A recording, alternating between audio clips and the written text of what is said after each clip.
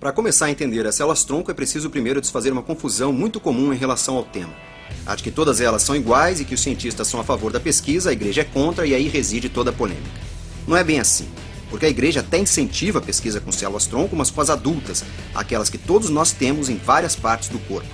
A maior polêmica em torno do assunto se refere às células-tronco embrionárias, que são aquelas contidas em um embrião humano. O motivo da discórdia entre ciência e religião não são exatamente as células-tronco, mas a manipulação desses embriões. E é pelo embrião que começamos essa explicação. Todos nós somos o resultado da união entre um óvulo e um espermatozoide. Nos primeiros instantes após a fecundação, esse pontinho menor que um grão de areia é o centro de um dilema filosófico. Para a medicina, ele ainda não é um ser humano, mas se tiver algum problema, ela trata. Enquanto para a igreja já é uma vida, mas se morrer, ela não enterra. Nas primeiras horas, o embrião é constituído de algumas dezenas de células.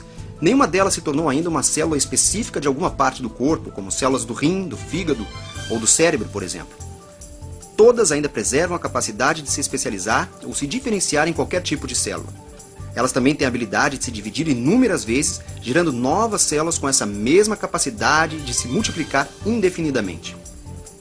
Nesse estágio inicial, essas células-tronco estão contidas em um embrião, portanto, são chamadas de células-tronco embrionárias.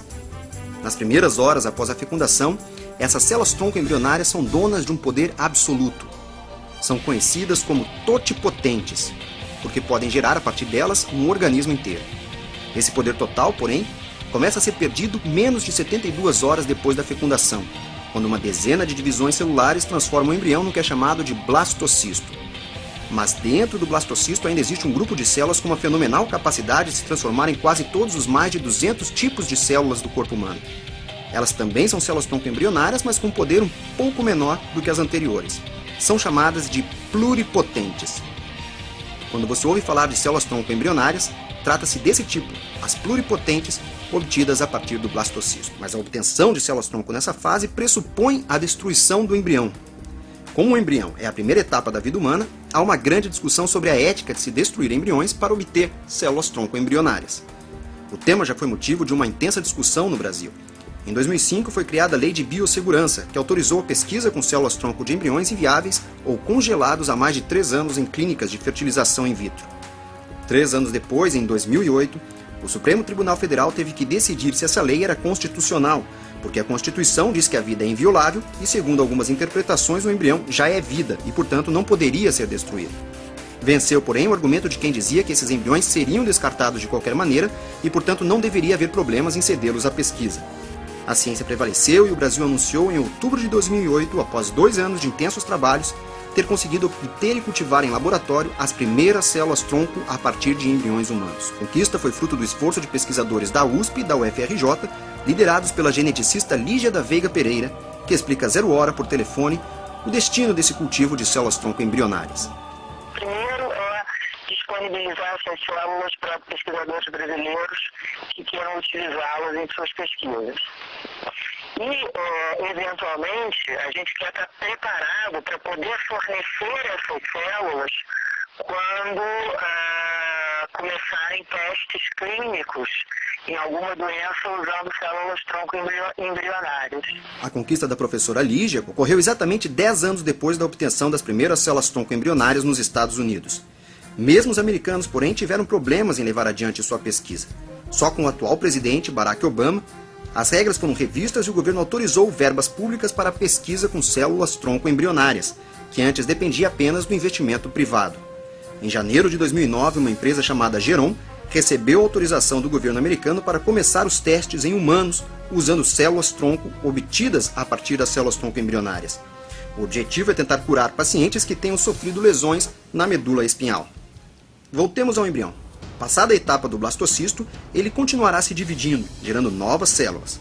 A partir daí, porém, as células já começam a se diferenciar, virando células musculares ou células da pele e assim por diante. Quando esse grãozinho de areia se transforma num ser humano adulto, passa a ter por volta de 100 trilhões de células. A vasta maioria assumiu funções especializadas e perdeu a habilidade de gerar células de outros tipos. Mas outras ainda mantêm o poder de se multiplicar e se transformar em diferentes tipos de células. São células-tronco adultas, encontradas em várias partes do corpo. Esse poder, porém, não é o mesmo das embrionárias, porque as adultas não podem se transformar em qualquer tipo de célula, mas só em algumas específicas. As células-tronco hematopoéticas, por exemplo, presentes na medula óssea, podem originar todos os tipos de células sanguíneas, mas não podem se transformar em células do cérebro. Em vez de pluripotentes, essas células são chamadas de multipotentes. Como as células multipotentes têm capacidade limitada, alguns pesquisadores em outra frente passaram a concentrar esforços em reprogramar geneticamente essas células-tronco adultas, e alguns já conseguiram transformá-las em células pluripotentes. A técnica se chama pluripotência induzida e é um caminho para se obter células-tronco embrionárias sem necessariamente passar pelo embrião. Mas as células-tronco adultas, apesar de sua menor capacidade, também têm enorme potencial na área chamada de medicina regenerativa. O transplante de medula óssea, que já é feito com sucesso há décadas, nada mais é do que a retirada de células-tronco adultas de um doador e a aplicação dessas células em um paciente com algum tipo de leucemia ou anemia. O que a ciência tenta fazer hoje, ainda em fase experimental, é aplicar células-tronco adultas, tanto da medula óssea quanto de outros locais do corpo, para tratar outras doenças que não só as relacionadas a anemias ou leucemias. As células-tronco adultas são encontradas em diferentes partes do corpo, inclusive no sangue do cordão umbilical.